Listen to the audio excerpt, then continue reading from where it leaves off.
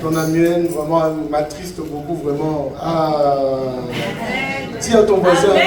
Dis à ton voisin, le bas amen ko, comme disent les Congolais. Le bas amen ko. Amen. Amen. Matthieu 16, 18. Et moi je te dis que tu es pierre et que sur cette pierre je bâtirai mon église. Et que les portes du séjour de mort ne prévaudront point contre elle. Amen. Amen. Amen. Nous pouvons ouvrir. Donc le thème de notre message d'aujourd'hui c'est « Je bâtirai mon église ». Mais nous allons ouvrir notre Bible dans le livre de Exode, au chapitre 25. C'est un long texte, mais on va juste prendre des extraits, parce que sinon si on prend tout, on est là demain. Je vais sélectionner. On va prendre au niveau du verset 8. Ils me feront un sanctuaire et j'habiterai au milieu d'eux. Amen. On va encore passer. On va au 16. Tu mettras dans l'arche les témoignages que je te donnerai. Amen. Amen. Au 21 encore, tu mettras le propitiatoire sur l'arche et tu mettras dans l'arche les témoignages que je te donnerai. Amen. Amen. Alors, l'Église, lorsque nous disons que Dieu veut bâtir son Église, ou le terme d'aujourd'hui, Dieu veut bâtir l'Église, on va se poser les questions comme au marketing, on dit qui, quoi, où, quand et pourquoi. Amen. Pourquoi Dieu veut bâtir son Église, qui veut bâtir son Église, pourquoi il veut le faire, avec quoi il veut le faire, avec qui il veut le faire. Amen. Amen. Ne me regarde pas comme ça, on dirait que tu es fâché. Maman, tu es fâché. De quoi il va encore nous parler. Amen. Amen. Je bénis le Seigneur. Je remercie le pasteur de nous donner encore la possibilité, l'opportunité d'apporter la parole ce matin. Amen. Amen. Et je rends aussi grâce à Dieu pour le témoignage de notre sœur. Donc nous allons l'appeler Mamie Alda. Amen. Nous croyons le titre de Mamie Alda. Amen. Amen. Je croyais que tu allais dire Amen. Alléluia. Amen. Premièrement, que veut bâtir Jésus? Amen. Amen. Il veut bâtir une église. Et l'église est le moyen que Dieu a choisi pour faire connaître sa volonté aux hommes. Et cette volonté est surtout révélée dans sa parole. Et l'église doit être de ce fait la colonne et l'appui de la vérité. Amen. Amen. Et on doit s'efforcer de maintenir cette vérité et de pouvoir la propager. Amen. La sœur a touché un point qui dit que la jeunesse de cette église doit se réveiller. Amen. Et Dieu veut bâtir une église aussi avec cette jeunesse. Amen. Et cette jeunesse doit être active ou se réactiver ou se décider à dire on va prendre les choses en main. Aujourd'hui, à travers le témoignage, la jeunesse, nous avons été challengés. Amen. Et lorsque je dis jeune, le pasteur lui-même est jeune. Amen. Il ne faut pas vous laisser avoir par ses cheveux blancs. Il est jeune. Amen. Ta façon de dire Amen, on dirait que tu voulais qu'il soit vieillard. Non. Ta façon de dire Amen nous inquiète beaucoup.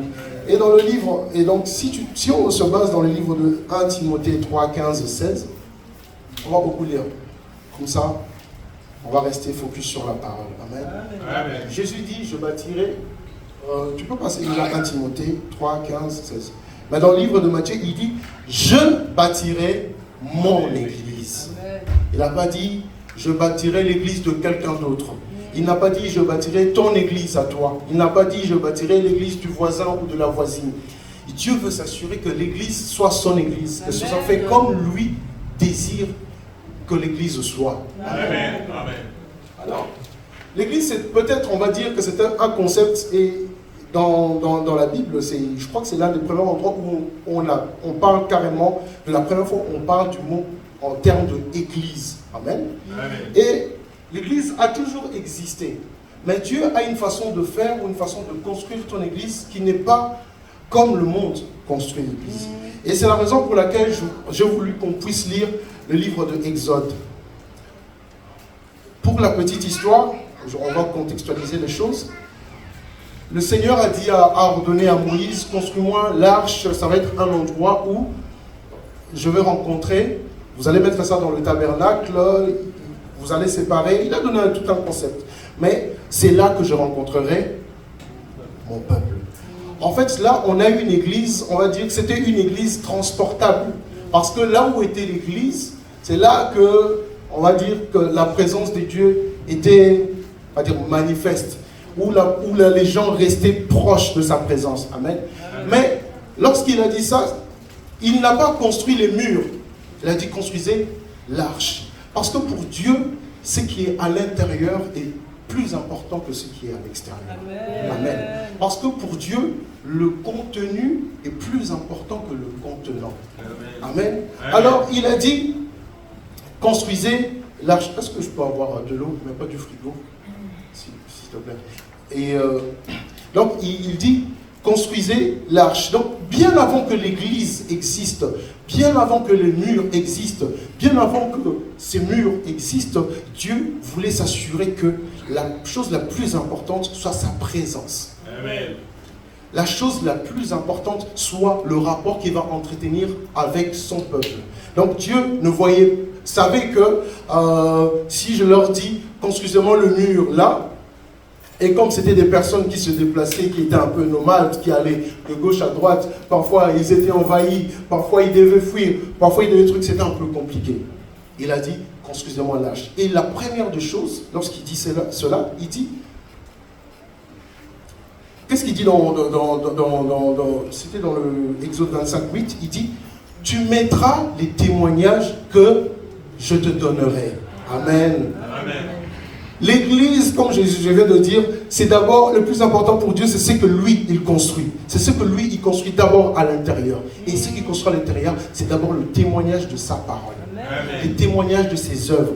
Qu'est-ce qu'il y a à l'intérieur de ton église? Amen. Est-ce que tu peux poser à ton voisin, qu'est-ce qu'il y a à l'intérieur de ton église? Amen. Amen. Qu'est-ce qu'il y a? Non, pose-lui la question quand même. C'est ton frère, c'est ta soeur. Pose-lui la question. Oh, tu poses à ton voisin la question, on dirait que tu lui dois de l'argent. Non, quand même. Mamie.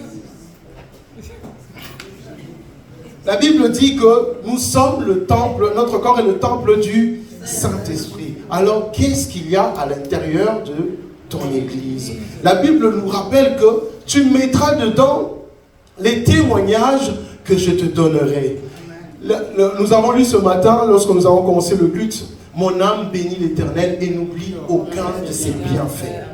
Lorsque nous souvenons de tout ce que Dieu fait, lorsque nous nous souvenons de toutes ses bontés, de toutes ses œuvres, nous sommes en train de mettre dans notre propre église les témoignages que lui nous donne. Nous sommes en train de mettre dans son église les paroles que lui nous donne. Qu'est-ce que tu mets dans ton église? Il faut que tu viennes dans cette église avec un témoignage. Il faut que tu viennes dans cette église avec le témoignage que le Seigneur te donne. Pourquoi est-ce que tu dois venir avec ce témoignage-là? Parce que c'est dans sa présence, là où tous les saints se rassemblent, que tu dois partager. La sœur nous a encouragés et je suis sûr que quelqu'un, peut-être un des enfants qui est ici, ou une future maman, ou une maman qui est déjà maman, qui va tomber enceinte, va peut-être traverser la même situation, la même circonstance. Mais le témoignage que Dieu donne à l'église est là pour fortifier chacun d'entre nous. Quel genre d'église voulons-nous être? Quel genre de contenu voulons-nous avoir? Et ce contenu-là, pour s'assurer que ce contenu vienne de Dieu, il faut que ces témoignages soient de Dieu. Amen. Et Dieu s'est d'abord assuré que, avant de construire le mur, je veux construire l'intérieur. Parfois, les architectes, ils commencent à dessiner beaucoup de choses. Dieu, lui, ne fait pas ça. Il dit, je vais d'abord faire les chaises, je vais d'abord faire les trucs, je sais les lumières, il fait tout ça. Et ensuite, il va commencer à construire. Et puis, c'est pour ça que vous allez remarquer que le fameux temple où l'arche allait être contenue a été construit 480 ans après, je crois. Et c'est par le roi Salomon. Amen. Amen. Amen. Amen. Donc Dieu veut bâtir une église. Et cette église, il ne peut pas la bâtir sans toi. Il a dit, Amen. Tu es... Est-ce que tu peux nous remettre encore Matthieu 15, s'il te plaît? C'était Matthieu 16, 18. Il dit, Matthieu 16, 18. Et moi, je te dis que tu es pierre et que sur cette pierre, je bâtirai mon église et que les portes du séjour des morts ne prévaudront pas contre elle. Lorsqu'il dit tu es pierre, dit, tu peux prendre peut-être ton nom, moi je dis que tu es Dany. Mais le pierre dont on parle ici, ce n'est pas le pierre de pierre, c'est le pierre du rocher, un roc. Dieu ne bâtit pas sur du sable. Dieu ne bâtit pas sur quelque chose qui va trembler, au moindre coup de vent, il va trembler. Dieu ne bâtit pas dans ça. Amen. Alors le premier point, donc c'était, que veut bâtir Dieu? Dieu veut bâtir une église. Et comme j'ai dit tout à l'heure, l'église, c'est là où sa volonté sera révélée. Et l'église doit être de ce fait la colonne de l'appui de la vérité. Et on doit se forcer de propager la vérité. Amen. Amen. Il y a une église visible. Alors, l'église visible, c'est peut-être l'église que tu vois là maintenant. Et tu te dis, cette église, il n'y a pas de chaise, peut-être que Dieu n'est pas là. C'est pour ça que je t'ai dit tout à l'heure, c'est que Dieu s'assure d'abord qu'il y ait sa présence avant qu'il y ait quoi que ce soit. Amen. Et sa présence est manifeste. Sa présence, Dieu peut te la révéler, mais il faut que toi, que tu viennes. La dernière fois, on a parlé des témoignages et de la louange. Il faut que tu viennes avec des louanges et des témoignages. Au plus tu témoignes la grandeur de Dieu, au plus tu témoignes le bienfait de Dieu, au plus sa présence se manifeste dans cette église. Amen. Quel témoignage Dieu a mis dans ton cœur. Amen. Alors, l'église visible, je vais vous donner, c'est un philosophe qui a écrit, il dit, l'église est la mère de tous ceux dont Dieu est le Père. Amen. Amen. Il dit, l'église visible n'est pas et n'est jamais source de notre salut. Donc l'église n'est pas la source de ton salut. La source de ton salut, c'est Jésus. Amen. Amen. Mais c'est un organisme et le chemin normal est voulu vers Dieu pour une église invisible et parfaite. Amen. Amen. Pour une église invisible et parfaite. Donc peut-être que tu vois cette église comme tu la vois maintenant, mais il y a la présence de Dieu dans cette église. Et il faut que tu te dises que non, Dieu, si les autres arrivent à voir ta présence, moi aussi je veux ta présence. Si les autres viennent dans cette église et leurs vies sont transformées avec des témoignages, je veux aussi témoigner. Amen. Seigneur du Tout-Puissant, si ta présence restaure la vie des gens dans cette église, je veux être aussi restauré. Je veux aussi avoir un témoignage à donner à l'église, parce que ton témoignage est très important pour l'édification de cette église. Amen. Amen. Amen. Ta façon de dire Amen, vraiment, ne m'encourage pas à continuer. Donne-moi vraiment un bon Amen. Comme ça, je peux continuer. Vraiment. Ah, merci, mon frère. Amen. Amen. Donc, si nous parlons de l'église invisible, visible, il y a aussi l'église forcément invisible. Et cette église invisible, c'est le corps du Christ. Amen. Notre église doit pouvoir être forte pour pouvoir contribuer au corps du Christ. Dehors, il y a des gens qui veulent entendre ce que le Seigneur a mis en toi, ce que le Seigneur fait ici. Donc, premièrement, il y a le témoignage que toi tu apportes ici pour qui encourage les gens d'ici, mais dehors, donc c'est-à-dire l'église invisible doit s'accroître. Et comment est-ce qu'elle va s'accroître? Ils doivent entendre parler de ce que Dieu fait dans l'église Rocher de la Paix. Si tu ne parles pas de l'église, si tu ne parles pas de Jésus, si tu ne parles pas, nous ne faisons pas. Je ne veux pas dire si je vais me mettre dedans. Si nous ne faisons pas l'effort de parler de Jésus-Christ à l'extérieur, nous ne travaillons pas pour cette église invisible qui est le corps du Christ. Nous devons être cette église active. On nous a challengé aujourd'hui, donc tous les jeunes. Donc dans cette église, il n'y a que de jeunes, il n'y a pas de vieillards.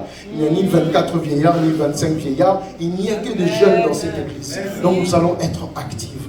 Nous sommes une famille. Et dans la famille, tout le monde se soutient. Et lorsqu'on se met une famille, c'est pour avoir des enfants, des enfants, des enfants. Et la famille doit s'agrandir. Et donc l'église doit aussi s'agrandir. Et pourquoi est-ce qu'elle va s'agrandir? Parce que c'est Dieu qui veut la bâtir. Et pas moi, et pas le pasteur, et pas n'importe qui. Le troisième point, c'est, nous allons aller vite, sur quoi Jésus-Christ veut bâtir son Église. Je l'ai dit tout à l'heure. On va prendre le livre de 1 Corinthiens 3 à 9.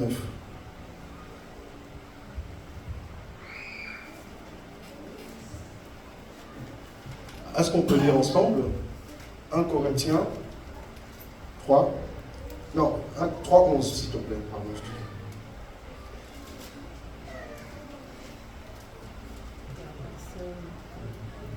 cette personne ne peut poser un autre fondement que celui qui a posé, à savoir Jésus-Christ. Jésus-Christ ne veut pas bâtir une église sur quelque chose d'autre que sur lui-même.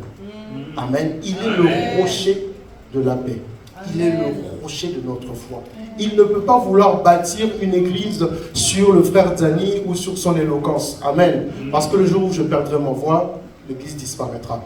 Il ne peut pas bâtir l'église sur la beauté de quelqu'un, parce que nous vieillissons tous et la beauté est subjective. Tout le monde s'aperçoit que quand j'ai aimé ma femme, elle était jolie, mais aujourd'hui, vraiment, la façon il est devenu, bien tout le monde peut dire, j'ai aimé mon mari, il avait un ventre plat, mais aujourd'hui, il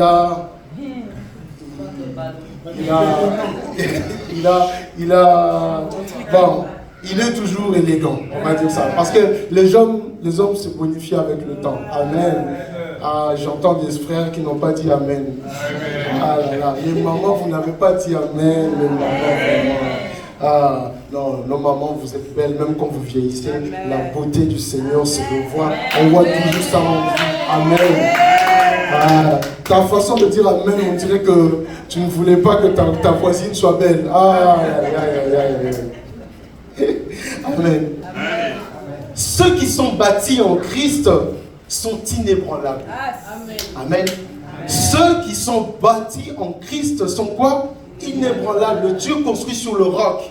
Sur quoi il construit? Il construit sur lui-même, parce que lui-même, il est le roc. Il est le rocher. Le rocher de paix, comme on disait, c'est un rocher de refuge. C'est-à-dire que c'est tellement puissant que le vent peut venir, que la terre peut trembler. Et c'est quoi un rocher? On dit que c'est un amas de pierres qui est enraciné profondément dans le sol. Voilà ce qu'est Jésus pour cette église. Il est ce rocher pour cette église.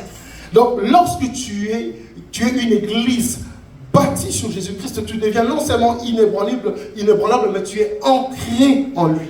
Je ne sais pas si vous connaissez le terme ancré. Ça veut dire que pour qu'on puisse t'enlever, vous voyez, le bateau peut divaguer comme ça, mais lorsqu'il jette l'ancre, pour pouvoir avancer, pour bouger le bateau, vous allez souffrir. Vous allez souffrir. Donc l'église doit être bâtie sur Christ. Et l'église doit être ancrée en Jésus-Christ. Ceux qui sont bâtis par Jésus-Christ ils ne peuvent pas être influençables.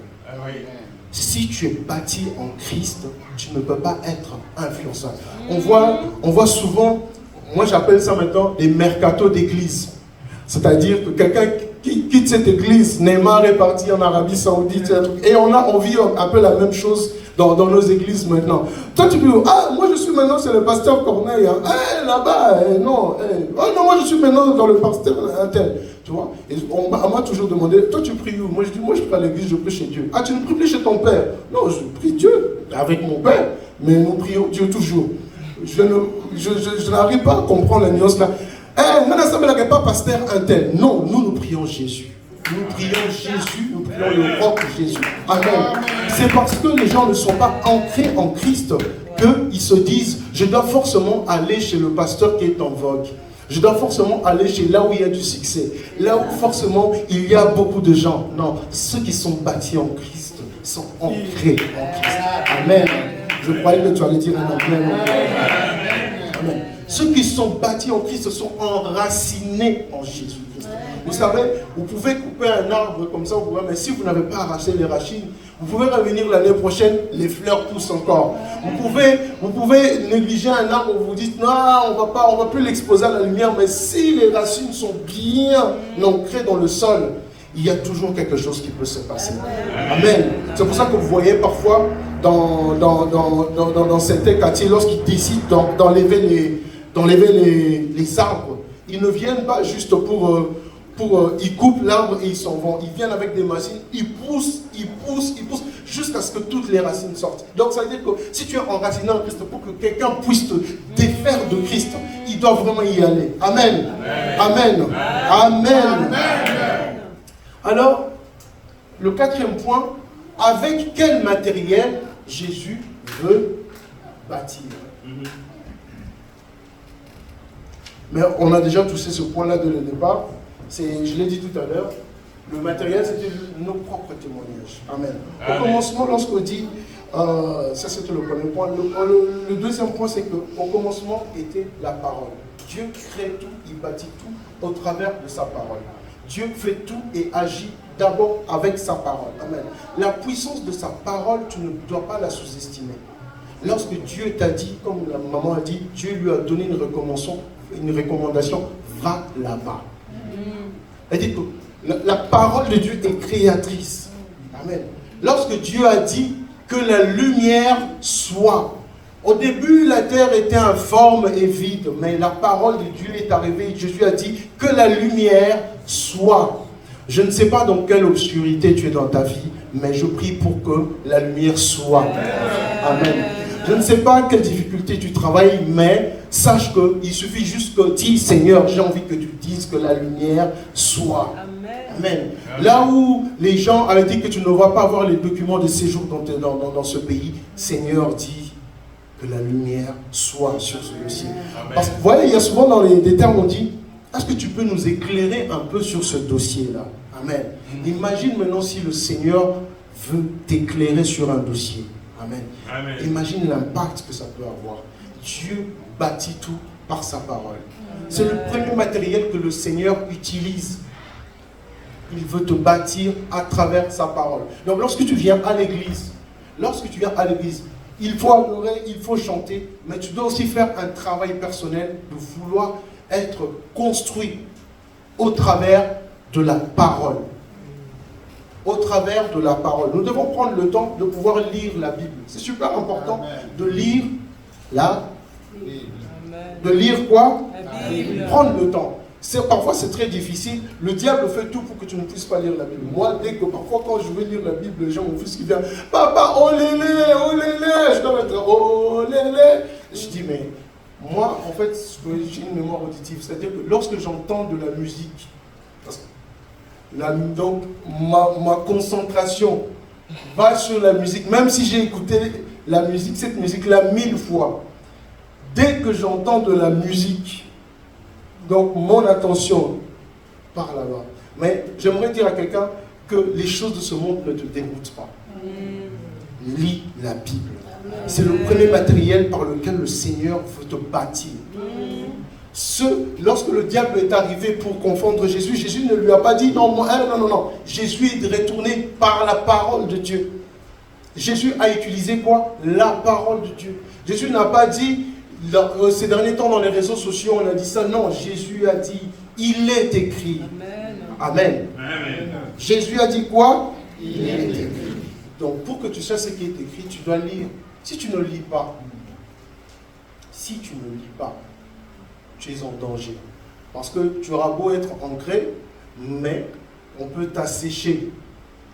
Tu es enraciné, mais on peut peut-être recouvrir le soleil et tu perds tes racines et tu commences à sécher. Les gens qui sont enracinés en Christ lisent la Bible. L'église que nous voulons bâtir doit être une église qui connaît la parole de Dieu. Amen. L'église que nous voulons bâtir, que nous devons bâtir, c'est une église des gens qui savent ce que Dieu veut dire, qui se disent que non, ça, ce qui a été dit là, c'est la recommandation du Seigneur. Ce qui a été dit là, c'est le Seigneur qui veut que ce soit dit. Amen. Amen. C'est ça l'église que le Seigneur veut. Donc Dieu veut bâtir cette église avec des pierres vivantes. Il dit, approchez-vous de lui, pierres vivantes rejetées par les hommes, mais choisies et précieuses devant Dieu. Et vous-même, comme des pierres vivantes, édifiez-vous pour former une maison spirituelle, un saint sacerdoce. Amen. Et ça, c'est dans le livre de 1 Pierre 2, 4. Vous pouvez noter pour ceux qui veulent lire. Amen. Amen. Amen. Amen. Donc, c'est important pour nous de pouvoir nous édifier. Si tu ne connais pas la parole, tu vas m'édifier par quoi? Si tu ne connais pas la parole, tu vas m'édifier sur le dernier buzz de TikTok. Tu vois? Tu vas m'édifier par quoi? Tu vas me dire quoi si tu ne connais pas la parole? Amen. Amen. Cette semaine, il s'est passé quelque chose, je ne sais pas ce qui s'est passé. Quelqu'un m'a demandé, ça va? Au lieu de lui répondre, oui, ça va. Je lui ai dit, je suis béni. Et ça l'a troublé toute la journée. Pourquoi tu as dit, je suis béni? Et puis je me suis rendu compte, oui, mais effectivement, pourquoi je réponds toujours aux gens, Dani, ça va? Oui, ça va. Mais quand il m'a dit, Dani, ça va, je lui ai dit, je suis béni. Et la parole du Seigneur, je ne sais pas qu'est-ce qui m'a inspiré de lui dire ça, mais ça l'a touché. La personne est musulmane. Mais pourquoi tu m'as dit ça? J'ai dit, oui, moi je suis quelqu'un que Dieu a créé et je suis vivant, j'ai un travail, Dieu m'a donné la bonne santé, je me suis réveillé aujourd'hui. Je ne peux pas simplement dire, ça va. Après tout ce qu'il a fait, je vais dire simplement, ça va. Non, je suis béni. Je déclare que je suis béni. Je déclare que chacun d'entre nous est béni. Et j'aimerais que tu puisses l'appliquer dans ta vie. Lorsque tu rencontres quelqu'un, hey, Pasteur Corneille, comment tu vas? Je suis béni. Amen. Comment tu vas? Je vais de gloire en gloire. Amen. Comment tu vas? Il y a la grâce qui m'accompagne. Comment tu vas? Je marche de victoire en victoire. Il faut commencer à confondre l'ennemi depuis le début de la conversation. Parce qu'il y a des conversations qui viennent pour te distraire. Mais si tu connais la parole de Dieu, il faut maintenant commencer. Ah, Dani, au moins il fallait pour pas. Non, Jésus. Amen. Sinon les gens vont te distraire. Comment tu vas? Je suis béni. Amen. La parole de Dieu doit être dans notre bouche. Amen. C'est l'un des piliers par lesquels le Seigneur va bâtir notre église. Amen. Si nous ne connaissons pas la parole, on va nous entraîner. Tokeibwe. Tu vois? Je suis même parti en Nicolas. Amen. Nous revenons sur notre premier verset, Matthieu 16. Matthieu 16, 18, toujours. Donc, le premier point, donc nous avons dit que Jésus-Christ, c'est lui qui doit bâtir l'église. Parce qu'il a besoin que nous puissions être là pour témoigner et propager sa parole. C'était le premier point. Le deuxième point, sur quoi il veut bâtir? C'est sur le roc. Amen. Avec quel matériel? C'est la parole de Dieu. Amen. Et pourquoi il veut bâtir? Pourquoi il a besoin de bâtir cette église? Et il dit, et que les portes du séjour de mort ne prévaudront point contre elle. C'est là le nœud du problème maintenant. Amen. Amen. Les portes du séjour de mort ne prévaudront pas contre elle. À l'époque, pourquoi est-ce qu'on parle des portes? Parce qu'à l'époque, pour entrer dans les villes, on passait à travers des portes. Lorsqu'il fallait attaquer des villes, souvent les villes, c'était souvent soit des forteresses, soit c'était parfois encerclé. Il y avait des endroits spécifiques ou des frontières ou des lieux de passage pour pouvoir entrer dans une ville. Et donc, lorsqu'on parle de porte ici, donc il y avait la porte de séjour de mort. Ne peuvent pas et ne doivent pas et ne pourront jamais nous empêcher, nous, Église Rocher de la Paix, d'avancer et de progresser. Voilà pourquoi Dieu veut que nous puissions bâtir une église avec lui. Voilà pourquoi Dieu veut que cette église soit une église forte. Parce que les portes de séjour de mort n'ont pas leur place ici. Nous ne pouvons pas être la porte d'entrée du séjour de mort dans l'église invisible. Amen. Il y a maintenant des églises, lorsqu'on commence à prêcher des concepts qui sont un peu bizarres, qui ne sont rien de Dieu, parce qu'il y a des gens qui veulent créer des portes. Mais nous voulons être une église sur laquelle les portes des séjours des morts ne peuvent pas influencer notre foi. Amen. Amen. Pourquoi le Seigneur veut bâtir son église? Parce qu'il a besoin de toi. Les séjours de mort progressent jour après jour. Aujourd'hui, avant, c'était des gays. Aujourd'hui, après ils sont passés LG. Aujourd'hui, maintenant, c'est devenu LGBT plus Q. Donc, le spectre de leur chant est devenu tellement énorme que tu ne sais même pas qu'est-ce que tu combats. Parce qu'il y a des gens qui te disent, moi, bonjour monsieur, non, moi je ne suis pas monsieur. Qui t'a dit que j'étais monsieur? Je ne me considère pas comme monsieur. Moi, dans mon corps, je suis une femme enfermée dans le corps d'un homme. Oui, il y a des gens comme ça. Il y a des gens maintenant qui te disent, non, moi je suis une femme blanche enfermée dans un corps d'une femme noire. Non. Là, donc, le diable a tellement normalisé les choses que c'est devenu tellement bizarre qu'il faut même, il faut prendre vraiment, je l'insiste auprès des parents, de faire attention lorsqu'on laisse les enfants devant la télévision, lorsqu'on laisse les enfants devant les téléphones, lorsqu'on laisse les enfants devant n'importe quoi, parce qu'ils ont un plan pour détruire cette jeunesse. Ils ont un plan pour, lorsque je dis la jeunesse, ça veut dire que pour nous détruire tous, parce qu'on a dit que nous sommes tous jeunes, c'est vrai, non? Donc ils ont un plan pour tous nous détruire. On peut commencer maintenant à nous faire accepter des choses qu'on ne peut pas accepter. Il y a des écoles maintenant, le jour de la fête de père, on ne dit plus la fête de père. On va fêter la fête des gens qu'on aime. Parce qu'il y a des enfants qui ont 2 papas. Parce que là, oh, moi j'ai 2 papas, je n'ai pas de maman. Du coup, quand vous faites la fête de maman, je me sens discriminé. Non, les portes de séjour de mort ne peuvent pas continuer à avancer. Il faut que nous puissions être vigilants et comprendre que notre Église, l'Église Rocher de la Paix, a un rôle très important à jouer dans cette société. Ne vois pas simplement que nous sommes une petite Église, non. La mission que nous attend, ce n'est pas au niveau du quartier. On dit les portes de séjour de mort. C'est-à-dire qu'on n'est pas en train de jouer la ligue du quartier. On est en train de jouer la ligue intergalactique. On est en train de jouer dans une dimension qui dépasse l'entendement des hommes. Les portes de séjour de mort ne peuvent pas nous faire peur. Nous devons être ancrés par la parole, dans la parole, connaître la parole, et mettre les témoignages que le Seigneur a mis doivent être en nous. Amen. Les témoignages que le Seigneur a mis doivent être en nous. Amen. Amen. Nous allons nous lever. J'invite Patrick pour le piano.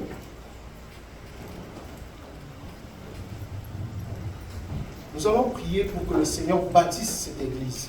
Et il va la bâtir avec toi. Amen. Amen. Non, ta façon de dire Amen, vraiment.